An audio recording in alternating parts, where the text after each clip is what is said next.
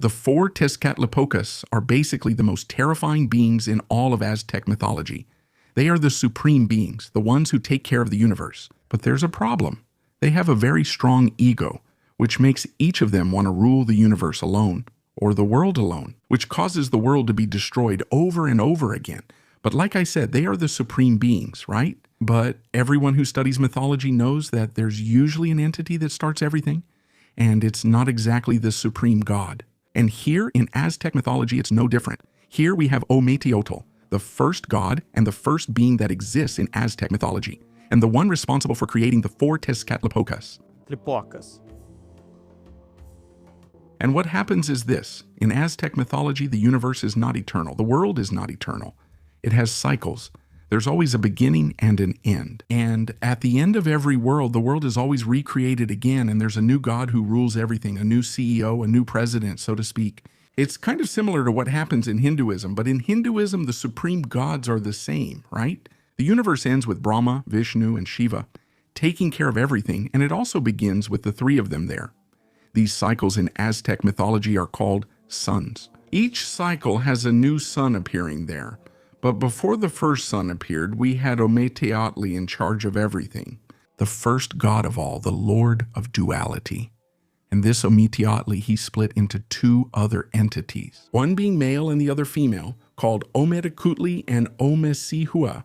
Well, this being was just hanging around in the universe and decided to create four other entities, the so-called four Tezcatlipocas, each one taking care of a cardinal point of the universe. And so, in this case, Tezcatlipoca is not exactly the name of these entities, but rather a title, which means the smoking mirror. In this case, this name is formed by Tezcatli, which means mirror, and Poca, which means smoke. That's because in Aztec mythology, the mirror wasn't exactly something for you to put on makeup or just look at yourself. No, I mean, it could also be used for that. But it was also a symbol of royal power, a symbol of wisdom and omniscience. Saying that a god was a Tezcatlipoca was kind of like saying that being was extremely powerful. And he had supreme power over humanity. He knew everything that could happen, in the past, in the future, or in the present. I think I said it in the wrong order, but did you get it? These beings, then, would have the ability to see the destiny of humanity. Tezcatlipoca was a title of sovereignty, kind of like the name Ra had back in ancient Egypt, or also with the name Baal from Canaanite mythology, which also served as titles. They appeared in front of the names of other gods. But who are the four Tezcatlipocas? Well, they are Xipitotec, the Red Tezcatlipoca Huitzilopochtli, the Blue Tezcatlipoca Quetzalcoatl, and the last one whose name doesn't change, which is the Black Tezcatlipoca. This last one carries the name Tezcatlipoca as his own name, because in his case he represents the night, change, and perpetual omniscience, unlike the others who have the essence of Tezcatlipoca in specific things. This one here, he represents what Tezcatlipoca truly is. For example, Quetzalcoatl would represent the sun. Xipitotec represents vegetation and so on. The Black Tezcatlipoca does not. He is change, he is presence, he is omniscience itself. He is Tezcatlipoca. You could be the first sun, my friend. Like the video, subscribe, share, and hype it up. If you want to support more, become a channel member for less than 5 Rs. And you give me incredible support to keep doing my work here on YouTube. Plus, you get early access to videos and exclusive content. And your name will also be immortalized here, showing up on the screen. Another way you can help me is by buying the products that are showing up on the screen. For example, this PlayStation 5 that's on sale. You can play this beautiful game that's available for you. I'll leave some mythology books and other resources in the pinned comment. You can click on the product or the link there, and that will help me a lot. But now let's talk a little about each of them, starting with Xipitotec, the Red Tezcatlipoca, who represents the East. Well, in my opinion, Xipitotec is simply the scariest, strangest, and most bizarre god in Aztec mythology. Just because of his face, his representation. Look at what's on the screen.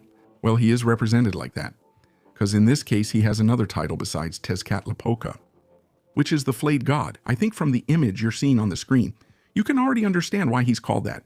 According to mythology, he would be a god of crops, a god of fertility, of agriculture, and of goldsmiths. He basically personifies the cycle of life and death, kind of like a seed that has to die for a plant to be born, or like a snake that has to shed its skin so it can grow even more. Well, Xipitotec is usually also represented as if he's wearing a person's skin, which is already pretty bizarre. Well, that also represented the earth after spring, kind of like the vegetation had to put on new clothes as soon as the season changed. And so, you know that the Aztecs had several ceremonies, kind of bizarre ones for their gods, right? And you can be sure that the ceremony for Xipitotec is one of the most bizarre, or rather the various ceremonies they had for him. The first ritual for Xipitotec might be the most bizarre of all and the strangest. Because just imagine you've got this nice skin here, right? Well, in this ritual, the warriors had this skin here completely removed. And the skin was worn by the priests who would walk through the streets of the kingdom. All of this was to ensure that people had a good harvest and successful farming, that the corn would grow and so on. In fact, Xipitotec was also closely connected to corn, kind of being a representation of the corn itself. Because when you take an ear of corn, it's kind of covered with a husk, right? You have to peel the corn. When you peel the corn, technically you're removing the skin of the corn so the kernels can show, right? So Xipitotec is the same thing. He would remove his own skin so that his corn kernels would appear. He also has other rituals, like for example, the ritual where a warrior was tied to a circular stone, and they would give him some weapons. But in those weapons, the blades were replaced with feathers. He would have to face several warriors there. If he won, he would become a slave or something like that. Otherwise, he would die as a sacrifice to the god. In fact, even if the warrior won, he chose to die and be sacrificed to Xipitotec. There was also the ritual of being shot with arrows. The person was tied to a tree and then shot with arrows. You probably already understand what happens. Now let's talk about Quetzalcoatl, the white Tezcatlipoca, who represents the West. And in this case, he's probably the most famous god of the Aztecs. And actually not just of the Aztecs, okay? I mean, not actually only of the Aztecs, but also of all the mythologies connected to Mexico. That's because each of them has a feathered serpent, right? For example, the Mayans have Kukulkan. In this case, the feathered serpent would be the deity. The feathered serpent would be the deity that represents the connection between earth and the sky, right? Serpent for the earth, feathers for the sky. He is worshipped as a god of wisdom, wind, dawn, and the arts, unlike his brother. Unlike him, the black Tezcatlipoca, Quetzalcoatl is often associated with current humanity. He was the one who gave them corn, and the one who represents the preservation of moral order and civilizational knowledge. While in the creation of the Aztec world, he would be one of the gods who helped create the world. And many times he is also kind of a historical figure as well, often being confused with the legendary King Tula. There are even stories of Quetzalcoatl kind of being the emperor of the Aztecs, the king of the Aztecs. According to the myths, he descended into Mictlan, the underworld, to recover the bones of past generations and used his blood to create a new humanity. Although he also ruled the world at a certain point, he ended up kind of falling and being destroyed also because of his brother, which led to his exile with the promise of returning one day. Very similar to the ending of King Arthur's story, who also promised that he would return at some point. And now let's talk about Huitzilopochtli, also called the Blue Tezcatlipoca. He represents the South. He also has another title, which is the Hummingbird of the South. And he is a deity there, kind of the patron of the South, Aztecs. That's because he is also a god of war and the god who represents the Aztec state. And according to the stories, he was the one who helped the Aztec people on their pilgrimage until they reached their capital. In other words, he must have some crazy calves because the amount this guy walked is no joke. And he was also the one who taught the Aztecs how to fight and how to make weapons. And interestingly, Huitzilopochtli has a story very similar to Athena from Greek mythology. That's because, according to what they say, he was born from his mother, Quetzalcoatl, already ready for war, and his 400 brothers who were going after their mother to try to kill her. For the Aztecs, the sun was a force that kept the universe running because they believed it needed continuous sustenance through sacrifices to have the strength to defeat the darkness every night and make the sun rise again. The great temple there in Tenochtitlan. The great temple shared the top of the pyramid with Tlaloc, the god of rain, symbolizing the union between war and agriculture. the two pillars of the empire's survival. Their festivities were marked by great processions and offerings, consolidating a central figure and the identity of Aztec military power. And there's something really funny about Ruiz. And saying Ruiz makes it sound like I'm close to him. But it's just because it's kind of hard for me to say certain Aztec names. But anyway, a really cool thing about Ruiz is that he has a sword, or a scepter, which kind of represents fire. A glowing serpent there, as you can see in the image. This being is called Xipitotec. And in this case, he is also an Aztec god. He is the god of fire. In other words, Ruiz is so badass, but so badass, that he uses a god to fight other gods. In this case, his four brothers. And now here we go to the black Tezcatlipoca, who represents the north. In this case, Tezcatlipoca himself. Well, that name, as you know, means smoking mirror, and it's said to be the most powerful deity and the most feared in the Aztec pantheon. And look, I just talked about a guy here who uses a god to beat up other gods, huh? So just imagine how powerful Tezcatlipoca is. In fact, Tezcatlipoca here is the rival of Quetzalcoatl. They're always fighting. He's a god associated with the night, with discord, with magic, and with war. And he's often depicted with a black stripe on his face and an obsidian mirror in place of one of his feet, which he supposedly lost during the creation of the world, while fighting against a primordial monster called Xipitotec, which we'll talk about in a moment. Unlike his brothers, he is an omnipresent and invisible force that can bring both wealth and destruction, testing the character of mortals and kings through trials and sudden changes of fortune.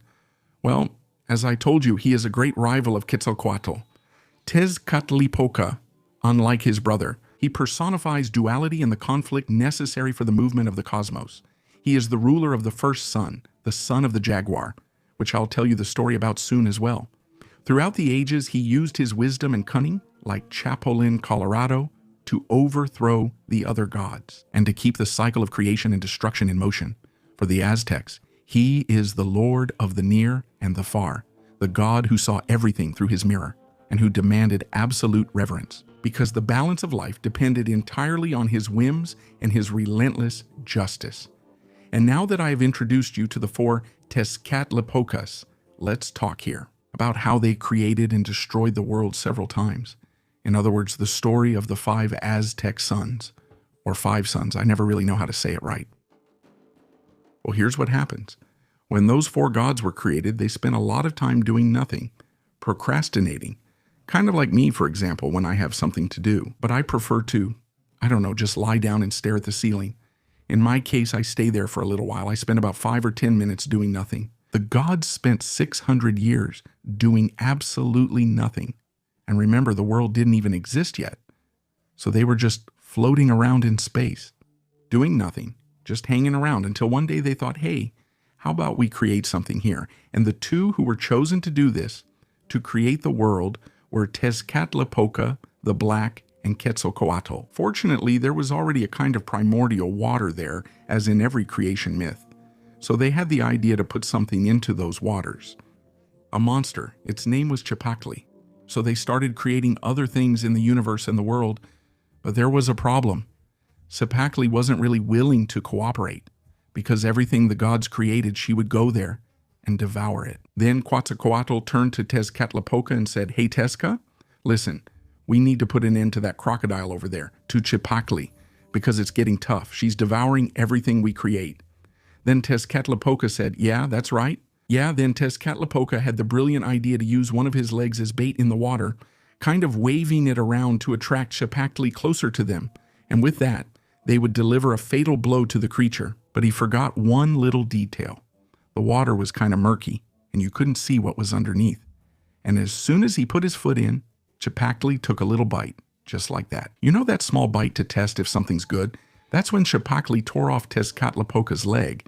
But it wasn't pointless, because as Xipitotec chewed Tezcatlipoca's leg, Quetzalcoatl jumped on the creature and tore it apart. He used its body to create the world as we know it today, or actually the first of the worlds we know today. But, however, the problems didn't stop there. Since there was no engineering school back then, as soon as Quetzalcoatl finished creating the sky, it collapsed right after. No one knows exactly what caused it, but the sky collapsed. So the 2 of them came up with a plan.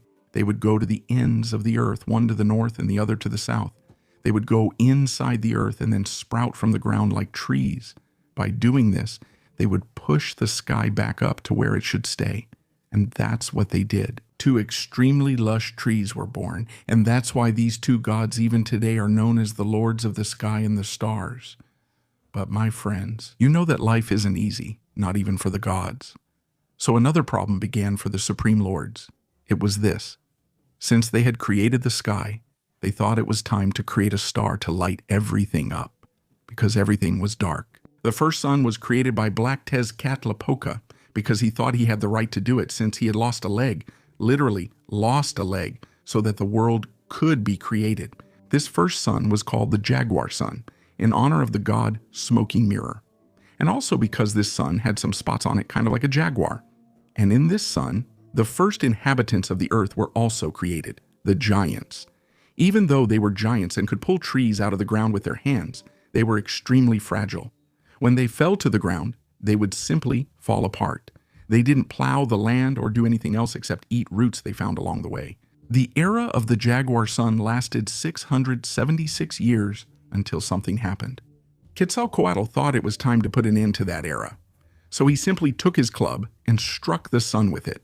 And because of that, Tezcatlipoca became so angry that he turned the sun into a gigantic jaguar which went around devouring all the giants on earth, bringing an end to the first era, the first sun. Well, the second sun was then Quetzalcoatl's responsibility, and it was called the wind sun. It was raised to the heavens by Quetzalcoatl himself. In that era, new humans were also created.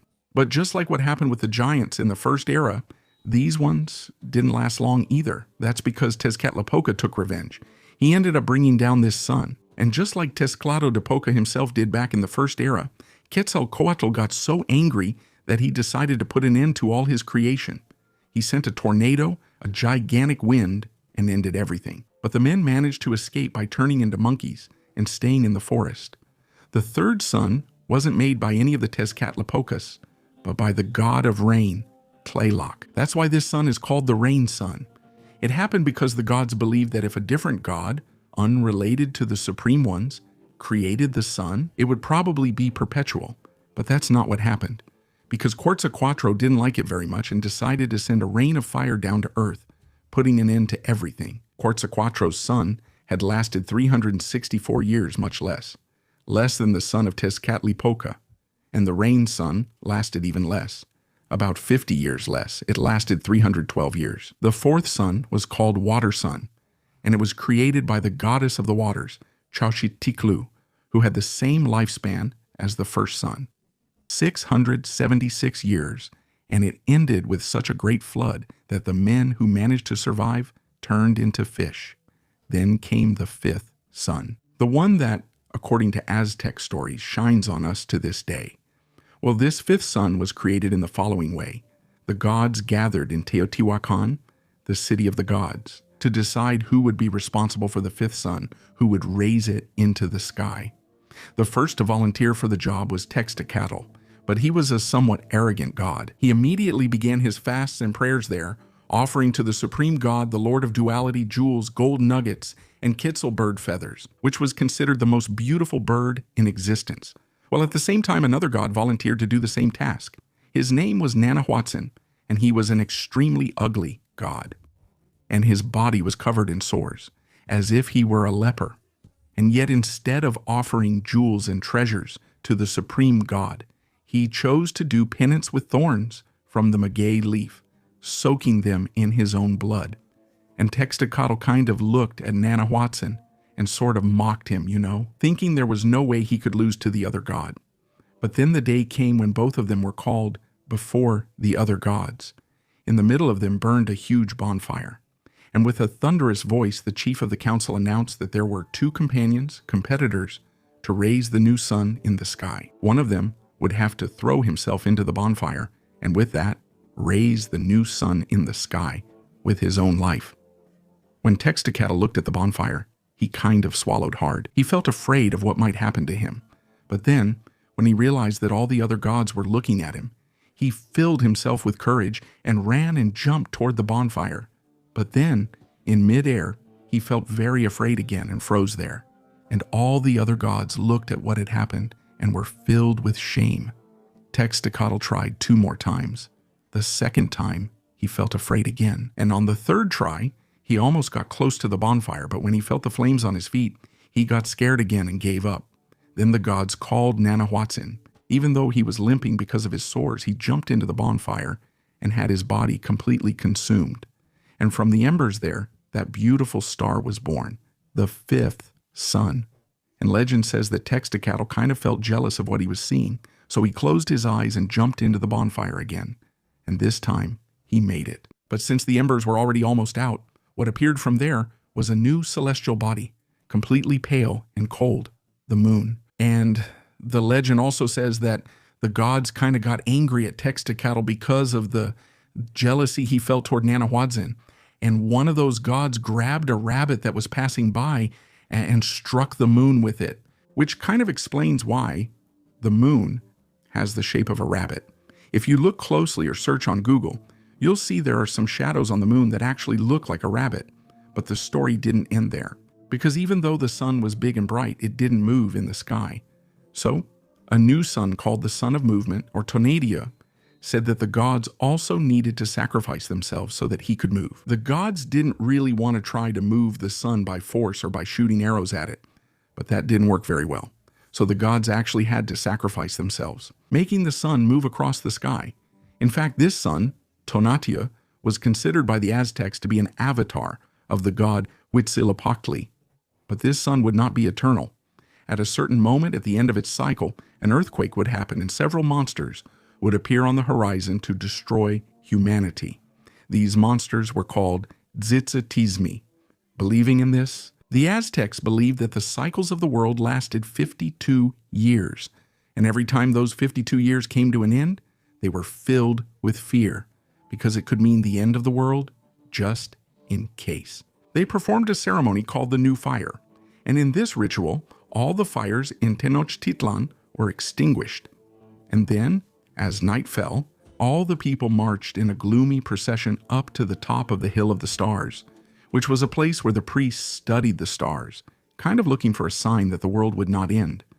And when they were sure, they sacrificed a man, their usual method. They would take out his heart and everything and kind of make a bonfire in the man's chest cavity. Anyway, I can't say exactly what they did, but that was what guaranteed it, that they would have another 52 years. If you've watched the video up to this point, don't forget to leave a like, subscribe to the channel, and also like and share.